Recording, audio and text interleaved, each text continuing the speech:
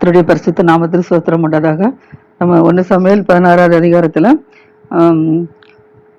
சவுல கர்த்தர் புறக்கணித்தார். ஏனென்றால் கர்த்தர் சொன்ன வார்த்தைக்கு சவுல் கீழ்ப்படியல். அமலேக்கரை முற்றிலுமா அழிச்சிட்டு வர சொன்னதுக்கு ராஜாவையும் முதல் தரமானவர்களையும் வைத்ததுனால கர்த்தர் செஞ்சார். அவன் மேல கோவப்பட்டு அவனை தள்ளிட்டு அதுக்கு பதிலாக தாவீதை கர்த்தர் செஞ்சாரு. ஈசாயின் மகனாகிய தாவீதை தேர்ந்தெடுத்தார். ஈசாக்கு 8 பிள்ளைகள். 8வது பையன் தான் தாவீது. அவன் ஆடு மாடுகளெல்லாம் மேய்த்து கொண்டிருந்தான். அவனை கர்த்தர் தேர்ந்தெடுத்ததை நம்ம பார்த்தோம். அந்த சாமுவேல் அவனை அபிஷேகம் பண்ணோன்னா அவனுக்குள்ள கர்த்தரோட ஆவி இறங்கி வந்துச்சுன்னு சொல்லி பார்த்தோம். ஆனால் கர்த்தரால் வரவிடப்பட்ட பொல்லாத ஆவி சவுலை கலங்க பண்ணுச்சுன்னு சொல்லி நம்ம பார்த்தோம். இதனால இப்ப சவுலுக்கு என்ன செய்யுது? பொல்லாத ஆவி பிடிச்சதுனால அவனுடைய சவுனுடைய ஊழியக்காரங்க சொல்லுவாங்க, உண்மைதான் தேவனால் விடப்பட்ட பொல்லாத ஆவி கலங்க பண்ணி கொண்டிருக்க. அதனால சிரமண்டம் வாசிக்கிறதில் ஒருவனை தேடுங்க. ஒருவனை தேடி அவனை நிச்சயம் சிரமண்டல வாசித்து கொண்டிருந்தா உமக்குள்ள இந்த பொல்லாதாவி உண்மை விட்டு விலகி போகும்லா அப்படின்னு சொல்லி சவுளுடைய ஊழியக்காரன் ஒருவன் சொல்றான். அப்படி சொன்ன உடனே இப்ப சவுல் என்ன சொல்றான்னா, சரி சிரமண்டல வாசிக்கிறதுல உடனே யாரா எனக்கு தேடி கொண்டு வாங்க அப்படின்னு சொல்றாங்க. அப்ப வந்தா சுகம் கிடைக்கிறோன்னு சொன்னதுனால அழைத்து கொண்டு வா அப்படி சொல்றான். அப்போ அவன் சொல்றான், சிரமண்டலம் வாசிக்கிறதுல பெத்லெகேமினாகிய ஈசாயின் குமாரன் ஒருவனை நான் கண்டிருக்கிறேன். அவன் வாசிப்பதில் தேறினவன். அவன் ஒரு பராக்கிரமசாலி. அவன் ஒரு யுத்த வீரன். அவன் ஒரு காரிய சமர்த்தன். அவன் ஒரு சௌந்தரியம் உள்ளவன். கர்த்தர் அவனோட கூட இருக்கிறார் அப்படின்னு சொல்லி அந்த வேலைக்காரன் சொல்றான்.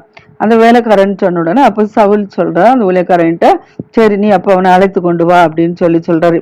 இப்ப அவனை அழைத்து கொண்டு வான்னு சொன்னா, இப்ப தாவீது எங்க இருக்கிறான் அப்படின்னா ஆடு மேய்த்து கொண்டிருக்கிறான். தன்னுடைய தகப்பனா ஈசாயனுடைய ஆடுகளை நினைச்சுதான் மேய்த்து கொண்டிருக்கிறான். ஆடுகளை மேய்த்து கொண்டிருக்கிற சமயத்துல இப்ப நேரம் அவன் என்னச்சான், அந்த ஊழியக்காரன் ஈசாயிட்ட கேட்டுட்டு நேரம் என்னச்சான் ஆடு மேய்க்கிறவன அங்க நேரம் என்னச்சான் தேடி போறான். வயல்வெளியில ஆடு மேய்த்து கொண்டிருக்கிறான். அங்க என்னச்சான் தன்னோட அவரோட அப்பாவோட கேட்டுட்டு அங்க சென்று அந்த ஊழியக்காரன் போறான். அங்க போகும்போது, நீ உன்னுடைய மகனாகிய தாவீதை என்னிடத்துல ஆட்டு மந்தில இருக்கிறவனை அழைத்து கொண்டு என்னிடத்துல அனுப்பு. இப்படி என்னச்சான் அப்படின்னா, சவுல் ராஜா பொல்லாத ஆவி பிடிச்சு போயிருக்கிறாரு. அவருக்கு சுரமண்டலம் வாசிக்கிறதுக்கு ஒரு நபர் தேவை இருக்கு. அதனால உங்க பையனை நாங்க நினைச்சிரோம், நாங்க அப்படி கண்டுறோம். அவனுடைய கர்த்தரால் கர்த்தர் அவனோட கூட இருக்கிறாரு. அதனால நாங்க நினைச்சிரோம் அவனை அழைச்சிட்டு போறோம் அப்படின்னு சொல்லி கேட்கறாங்க. உடனே ஈசா என்னச்சான், தன்னுடைய மகனை என்னச்சான் வயல்வெளியில இருந்து அவனை அழைத்து கொண்டு வரான். அழைத்து கொண்டு என்னச்சான்னா, அழைத்து கொண்டு வந்த உடனே இப்ப சவுல் ராஜாலாம் கூடுறாரு. கூடும்போது விடாம இருக்க முடியாதுல்ல. அதனால என்ன செய்யறோம்னா, நம்ம யாராவது பார்க்க போனா வெறுங்கையா போக மாட்டோம். ஏதாவது ஒரு அதிகாரிகளையோ ஒரு தலைவர்களையோ ஊழியர்களையோ நம்ம நினைச்சுக்கிறோம். நாம பார்க்க போனா வெறுமனே போகாத பிடிக்க நினைச்சுவோம், நம்மளோட கையில ஏதாவது கிப்ட்டு கொண்டு போவோம். அதே போலதான் ஈசா என்ன செஞ்சான் அப்படின்னா, சவுல சந்திக்க தாவீது போறதுனால கையில ஒரு அப்பத்தையும் ஒரு துருத்தி திராட்சை ரசத்தையும் ஒரு வெள்ளாட்டுக்குட்டையும் கொடுத்து விடுறான். கொடுத்து அதை என்ன செய்யறான்னா கழுதையின் மேல ஏற்றி விடுறான். ஏன்னா கையில தூக்கிட்டு போக முடியல. அதனால ஒரு கழுதையின் மேல என்ன செய்யறான், ஏற்றி அவன் குமாராகிய தாவீதையும் என்ன செய்யறான் அனுப்பி விடுறான். அனுப்பி விட்ட உடனே இப்போ நேர தாவீது என்ன செய்யறான், சவுலுக்கு முன்னால நிற்கிறான். சவுலுக்கு முன்பாக நின்ன உடனே சவுலுக்கு தாவீதை பார்த்தோன்னே நினைச்சது மிகவும் பிடிச்சு போச்சு. அதனால இருவரும் ஒருவருக்கு ஒருவர் என்ன செய்தாக சிநேகமா பழகிட்டாங்க. பழகினால அவனை தாவீது என்ன செஞ்சுட்டாரு, சவுல் ஒரு ஆயுதத்தறியாகவே அவன் என்ன செஞ்சுட்டாரு, வச்சுக்கிட்டாரு. இப்போ அந்த சவுல் இடத்துல இருக்கிறான். சவுல் இப்ப சவுல் தாவீதை பார்த்தோன்னா உனக்கு ரொம்ப பிடிச்சு போச்சு. அதனால இப்போ ஈசா இடத்துல தாவீதுடைய அப்பா ஈசாய்க்கு ஆள் அனுப்பி இவன் என்னிடத்துல இருக்கட்டும், என் கண்களில் அவனுக்கு தயவு கிடைச்சிச்சு, அதனால என்னிடத்துல இருக்கட்டும், என்னால் எனக்கு பொல்லாத ஆவி வரவிட போது அவன் என்ன செய்வான், தன் கையெல்லாம் சுரமண்டலத்தில் எடுத்து வாசிப்பான். வாசிக்கும் போது என்னிடத்துல பொல்லாத ஆவி என்னை விட்டு என்ன செஞ்சிடும், நீங்கி போயிடும். அதனால தாவீது என்ன செய்யுது, என் பக்கத்துல என் கூட்ட இருக்கட்டும், நான் என் கூட நான் வச்சுக்கிட்டேன் அப்படின்னு சொல்லி இப்ப தன்னுடைய தாவீதுடைய அப்பாவுக்கு சவுல் எடுத்துற ஆட்களை அனுப்பிவிட்டு சொல்றாரு. சொன்ன உடனே அதே பிறகு அவனும் என்ன செய்றாரு, ராஜா சொல்லும் போது ஒன்றும் சொல்ல முடியாதுல்ல, ஏற்கனவே 3 பையங்க அவங்க கூட தான் இராணுவத்தில் இருக்கிறாங்க. இவன் கடைசி பையன், மொத்தம் 8 பையன் ஈசாய்க்கு. இப்போ இவனையும் சவுல் ராஜா அழைச்ச உடனே அதான் ராஜா அரண்மனையில் சவுலுக்கு பொல்லாதாவி பிடிக்கும் போது அவனுக்கும் சுரமண்டலம் வாசிக்குங்கிறனால ஈசா சந்தோஷமா அவனை அனுப்பி விட்டுட்டாரு. இப்போ அங்கே இருக்கிறான் தாவீது, சவுலுடைய அரண்மனையில் இருக்கிறான். சவுலுக்கு எப்பெல்லாம் பொல்லாதாவி வருதோ அப்பெல்லாம் சுரமண்டலத்தை வாசிப்பான். வாசிக்கும் போதெல்லாம் அவன் என்ன செய்வான், சவுல் குணமடைஞ்சிருவான். இப்படியாக தாவீது என்ன செய்றான், அங்க இருந்துட்டு இருக்கிறான். இந்த சமயத்துல இப்ப 17வது அதிகாரம், பெலிஸ்தர்கள் என்ன செய்றாங்க, யுத்தம் பண்றதுக்கு தங்கள் சேனைகள் எல்லாம் சேர்த்து கொண்டு என்ன செய்றாங்க, யூதாவில் உள்ள செக்கோவில் என்ன செய்றாங்க, ஒருமித்து கூடி வராங்க. செக்காவுக்கும் அசகாய்க்கும் நடுவே இருக்கிற எபேசம்மில இங்க பெலிஸ்தர்கள் வந்து என்ன செய்றாங்க, பாளையம் இறங்கி இருக்கிறாங்க இஸ்ரவேலரோட யுத்தம் பண்ண. நம்ம பார்த்துட்டு இருக்கோம். எலி காலத்துல இருந்த பெலிஸ்தர்களோட யுத்தத்துக்கு வரல நம்ம சொல்லி பார்த்துட்டு இருக்கோம். அதுல இருந்து இன்னும் அந்த யுத்தங்கள் ஓயல. அப்படி இஸ்ரவேலரோட பெலிஸ்தர்கள் என்ன செய்றாங்க, அடிக்கடி என்ன செய்றாங்க, யுத்தங்களை பண்ணி கொண்டே இருக்கிற நம்ம பார்க்கிறோம். இப்போ இவங்க வந்து இஸ்ரவேலோட யுத்தம் பண்ணக்கு வந்து பள்ளதாக்குல இருந்து அந்த பாளையம் இறங்கி இருக்கிறதுனால சவுலும் என்ன செய்றான், இஸ்ரவேல் மனுஷரும் எல்லாரும் என்ன செய்றாங்க, ஒருமித்து கூடி ஏலா பள்ளதாக்குல போய் என்ன செய்றாங்க, பாளையம் இறங்கி இருக்கிறாங்க. அங்க இருந்து பெலிஸ்தருக்கு எதிராக யுத்தத்துக்கு என்ன செய்றாங்க, அணி வைத்து நிற்கிறாங்க. இப்போ இஸ்ரவேலர்களும் யுத்தத்துக்கு ரெடி ஆயிட்டாங்க, பெலிஸ்தர்களும் யுத்தத்துக்கு ஆயிட்டாங்க. ஒருவர் என்ன செய்றாங்க, பாளையம் இறங்கி இருக்கிறாங்க. இந்த சமயத்துல அவங்க யுத்தத்துக்கு போற இடத்துல நடுவுல என்ன செய்யுதுன்னா ஒரு மலை இருக்குது. அந்த மலையில பெலிஸ்தர்கள் என்ன செய்றாங்க, அந்த பக்கத்துல ஒரு மலை மேல நிக்கிறாங்க. இஸ்ரவேலர்கள் இந்த பக்கத்துல ஒரு மலையில நிக்கிறாங்க. இப்படி ரெண்டு மலைகள் இருக்கு. 2 மலைகளுக்கு நடுவுல ஒரு பள்ளதாக்கு இருக்குது. பள்ளதாக்க தாண்டி தான் என்ன அங்க யுத்தத்துக்கு போகணும். அப்படியே 2 மலைக்கு நடுவுல பள்ளதாக்கு இருக்குது. இந்த சமயத்துல அந்த பெலிஸ்தர்கள் பக்கத்துல இருக்கிற மலை இருக்குல்ல, அந்த மலைக்கு மேல வந்து காத்து ஊரானாகிய கோலியாத் அப்படின்னு சொல்லி ஒரு மனுஷன் இருக்கிறான், வந்து யுத்த வீரன். இந்த கோலியாத் என்பவன் என்ன செய்யறான் அப்படின்னா, அந்த பெலிஸ்தரின் பாளையத்திலிருந்து புறப்பட்டு வந்து என்ன செய்வான்னா, எல்லா ஜனங்களுக்கு நடுவுல வந்து அவங்களுக்கு நடுவுல வந்து என்ன செய்வான், அதில் நிற்பான். நின்றுட்டு நிற்பான். ஆனா அந்த சவுல் எப்படி இஸ்ரேல் தேசத்துல உயரம் உள்ளவனா இருக்கிறானோ அதே போல பெலிஸ்த தேசத்துல அந்த கோலியாத் என்ன செய்யறான், நல்ல வளர்த்தியா இருக்கிறான். அது மாத்திரமல்ல வீரம் உள்ளவனா இருக்கிறான். இங்க சவுலுக்கு அந்த வீரம் இருக்குது, அங்க வந்து கோலியாத்துக்கு அந்த வீரம் இருக்குது. அதனால இப்ப 2 பேரும் ஒவ்வொரு மலை நிக்கிறாங்க. பெலிஸ்தர்கள் அவங்க ஜனங்களோட யுத்தத்துக்கு நிற்கிறாங்க, இஸ்ரவேலர்கள் அவங்க ஜனங்களோட நிக்கிறாங்க. இப்படி மலையில அந்த பக்கம் இந்த பக்கமும் என்ன செய்றாங்க, நின்றுட்டு இருக்காங்க. இந்த சமயத்துல அந்த பெலிஸ்தர் மக்கள் நடுவுல கோலியாத்து வந்து நிற்பான். நின்றுட்டு என்ன செல்வான் அப்படின்னா, கோலியாத்தினுடைய உயரம் எவ்வளவுன்னா 6 முழமும் 1 ஜானமா. சவுளுடைய உயரம் 6 முழம்னு சொல்லி நம்ம பார்த்தோம். ஆனா இது கோலியாத்தினோட இது 6 முழமும் 1 ஜானமா. இப்போ இவன் என்ன செய்யறான்னா, கோலியாத்தோட தலையில என்னெல்லாம் வச்சுக்கிறான், வெண்கல சீரா வச்சுக்கிறான். வார்த்தையில தோல்ல நினைச்சுதான் போர்க்கவசம் தரிச்சிருக்கிறான். அந்த அவனோட அந்த கவசத்தின் நிற 5000 சேக்கல் வெண்கலமா இருக்குமா. 5000 சேக்கல் வெண்கலைய தலையின் மேல் வெண்கலம் சீரா, போர்க்கவசம் தோல்ல அது 5000 வெண்கலமா இருக்கு. இதெல்லாம் இவன் என்ன செய்யறான், அணிகிறான். அது மாத்திரமல்ல, காலில் வெண்கல கவசம் போட்டிருக்கான். தன் தோளின் மேல வெண்கல கேடகத்தை தரிச்சிருக்கிறான். அவனுடைய ஈட்டி தாங்கு நெசவுக்காரரின் படைமரத்தின் கனதியும் அவன் ஈட்டின் அழகு 600 சேக்கல் இரும்புமா இருக்குமா. பரிசை பிடிக்கிறவன் அவனுக்கு முன்னாக நினைச்சுவானா நின்றுட்டு இருப்பானா. இப்படி நினைச்சான், வெண்கலத்தினால இவ்வளவு நினைச்சுதான் தரித்து கொண்டிருக்கிறான். ஆனா இதை கூட சுமக்கிறதுக்கெல்லாம் அவனுக்கு என்னது பலன் இருக்கு. நமக்கெல்லாம் அது நினைச்சது இப்படி சுமக்கிறதுக்கு நமக்கெல்லாம் நினைச்சது பலன் கிடையாது. ஆனா அந்த கோலியாத்துக்கு அவ்வளவு பலன் இருக்கிறதுனால இதெல்லாம் என்ன செய்யறான், 5000 சேக்கல் போர்க்கவசம் கூட வச்சிருக்கான் பாரு, அணிஞ்சிருக்கிறான். கையில எல்லாமே வெண்கலம். இதெல்லாம் அணிஞ்சுக்கிட்டு என்ன செய்யறான், இருக்கிறான் வந்து அதில் வந்து நிற்பானான். அப்போ அதுல இருந்து நிற்க மாத்திரமில்ல, அவன் என்ன செய்வான் அப்படின்னா, அந்த பரிசை பிடிக்கிறவன் நீங்க பார்த்துருப்பீங்களா, அந்த ராஜாக்கள்லாம் புறப்பட்டு வரும்போது அது டிவியில நடத்துல எல்லாம் பார்த்துருப்பீங்க. நல்லா நினைச்சு ஒரு கம்பை நினைச்சு பிடி ஒரு கோலை பிடிச்சிட்டு அந்த மாதிரி நினைச்சுவாங்க, பிடிச்சிட்டு வருவாங்க. இப்படி அந்த பரிசை பிடிக்கிறவன் நினைச்சிடும், அவனுக்கு முன்னால போவான். கோழியாத்தி பின்னால நின்று வந்து நினைச்சுவான். இப்படி அந்த மலையில நின்று வந்து சத்தம் மட்டும் சொல்லுவான். என்ன சொல்லுவான் அப்படின்னா, இப்போ அவனுக்கு வந்து இவ்வளவு போர் ஆயுதங்கள் தரிச்சிருக்கிறனால இங்க இருந்து என்ன இது மேலே ஆகுனாலும் அதுக்குள்ள நுழைய முடியாது. அந்த அளவுல நினைச்சிடான் வெண்கல சீராவில் இதெல்லாம் அணிஞ்சிருக்கிறான். இப்போ நம்ம வந்து தலைவர்களை பார்க்குறோம்.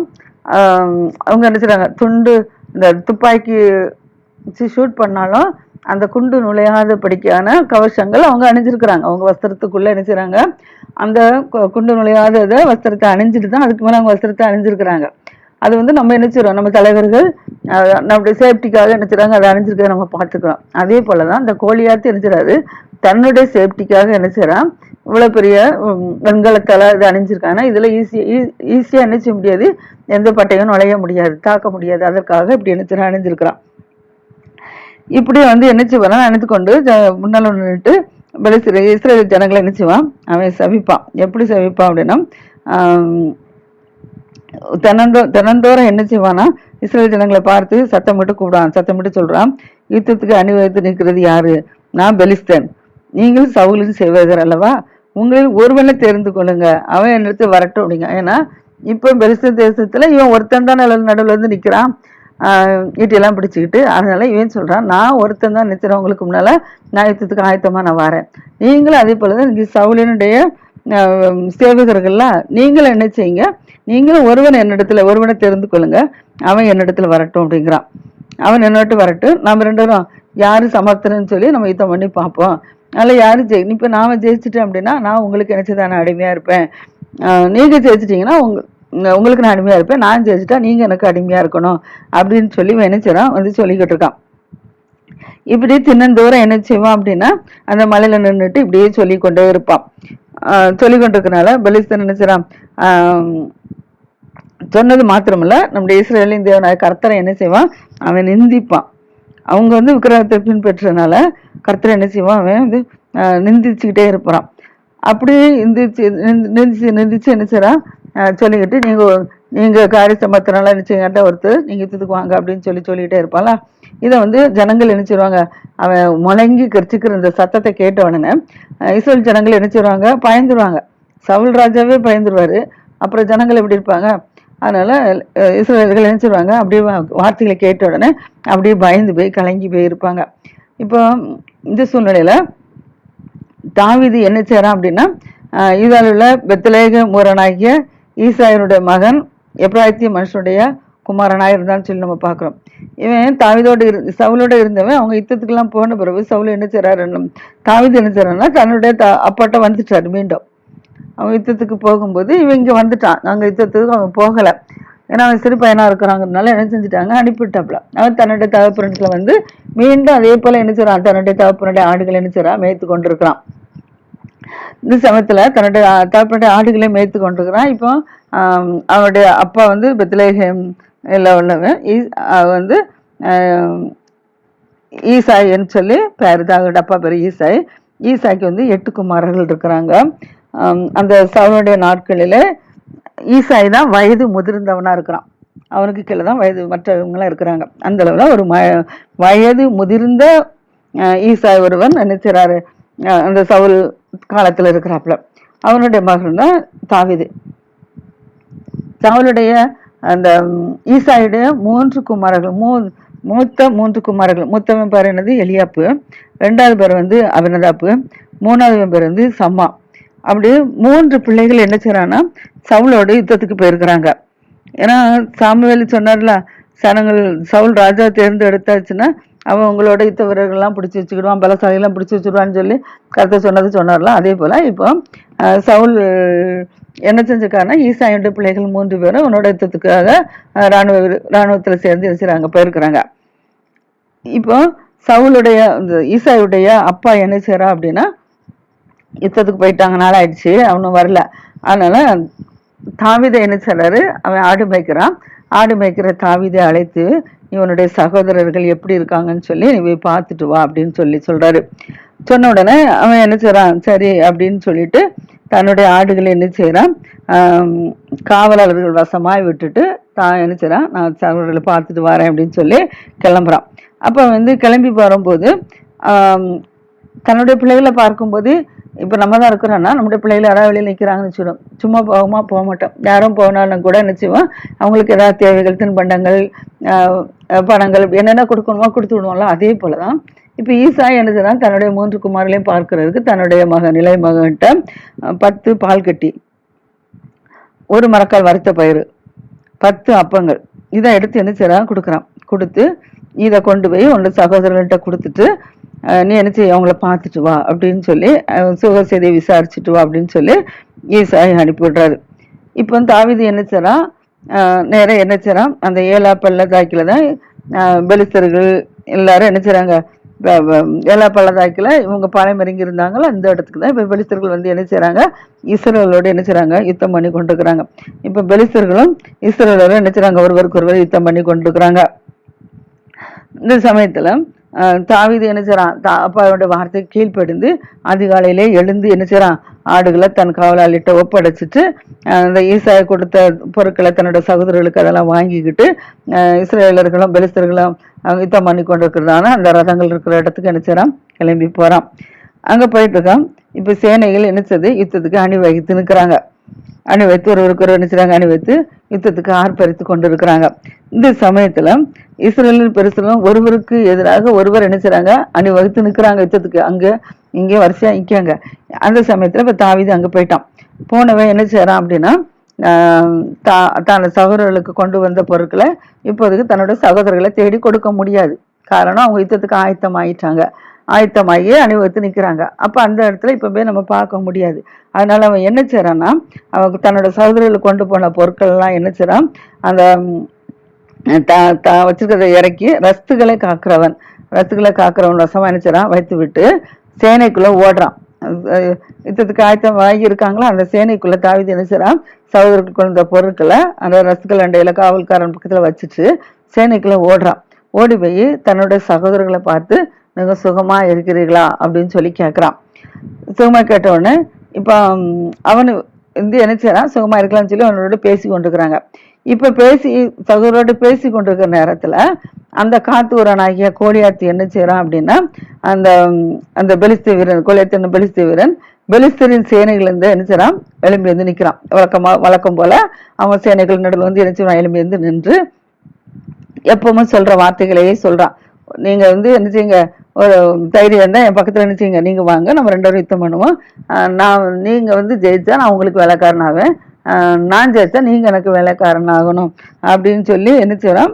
அப்படி சொல்லி சும்மா அதே போல இஸ்ரேல் தேவனாய கர்த்தரை என்ன செய்வான், அவன் நிந்திப்பான். இதுதான் அவன் வேலை. இதை ஒவ்வொரு நாட்களும் என்ன செய்யறான்னா இதே போல வந்து இந்த வார்த்தைகளை சொல்லிட்டு இஸ்ரேல் தேவனாய கர்த்தரை என்ன செய்யறான், நிந்தித்து கொண்டே இருந்தான்.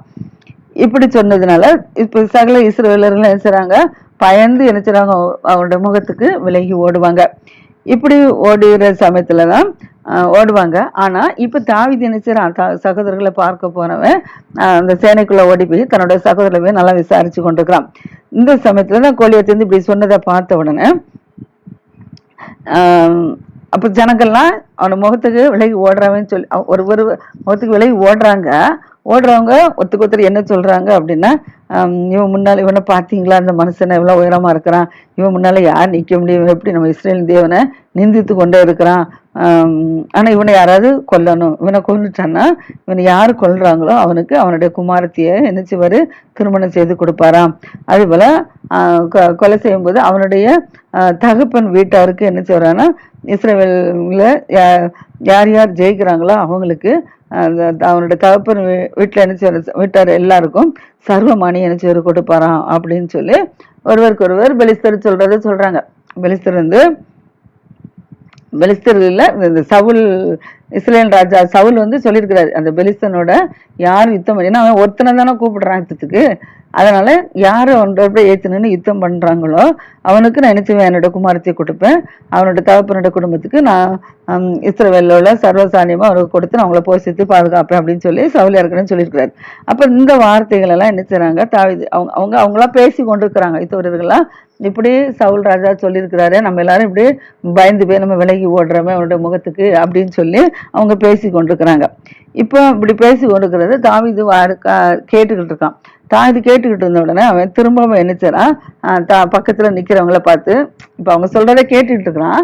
கேட்டுக்கிட்டு இருந்தாலும் திரும்பவும் அவங்ககிட்ட கேட்கிறான், என்னது இந்த பெலிஸ்தனை கொண்டு இஸ்ரேலுக்கு நிந்தைய நீக்கிறவனுக்கு என்ன செய்யப்படான்னு சொல்றான்னு சொல்றான். அப்ப அவன் சொல்றாங்க, இந்த ஜீவனுள்ள தேவனுடைய சேனையில நிந்திக்கிறதுக்கு விருத்த சேதனம் இல்லாத பெலிஸ்தனை ஏமாத்துறோம் அப்படின்னு சொல்றான். இவங்க ஒத்துக்குத்தரா பேசி கொண்டிருக்காங்களா அந்த சேனை பார்த்த உடனே இப்ப தாவீது சொல்றான், தன் பக்கத்துல நிக்கிறவங்களை பார்த்து சொல்றான், இந்த பெலிஸ்தனை கொண்டு இஸ்ரேலுக்கு போரிட்ட நிந்தைய நேரிட்டு நீக்கிறவனுக்கு என்ன செய்யப்படும் அப்படின்னு சொல்லி அவங்கள்ட்ட கேட்கான்.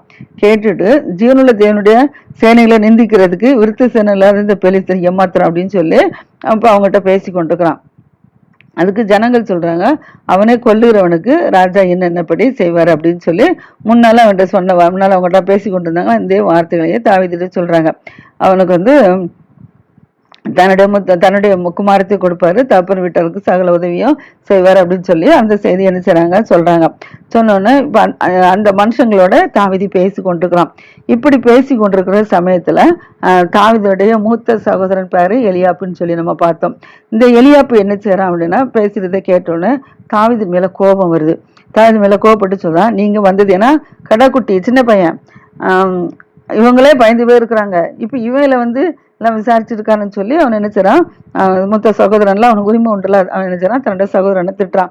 நீ கோபம் கொண்டு சொல்றான், இங்க எதுக்கு வந்தா நீ வனாந்திரத்துல இருக்கிற கொஞ்சம் ஆடுகளை யார் வசத்துல விட்டுட்டு வந்தா, அது யாரு பார்க்க போறா, நீ வேலைக்குன்னு என்ன செய்றா, அந்த ஆடுகளை எங்கேயோ விட்டுட்டு நீ இந்த யுத்தத்தை பாக்குறதுக்கு நீ வந்திருக்கா, உன் துணிகரத்தையும் உன் இருதயத்தின் அகங்காரத்தை நான் அறிவேன் அப்படின்னு சொல்லி என்ன செய்றான், தன்னுடைய மூத்த சகோதரன் என்ன செய்றான் திட்டுறான். திட்டுறதுக்கு தாவீது சொல்றான், நான் இப்படி செய்ததற்கு ஒரு முகாந்திரம் இல்லையா அப்படின்னு சொல்லி இவன் மனசுல நினைச்சான் சொல்லிட்டு இருக்கான், இதுக்கு ஒரு முகாந்திரம் இல்லையா அப்படின்னு சொல்லிட்டு.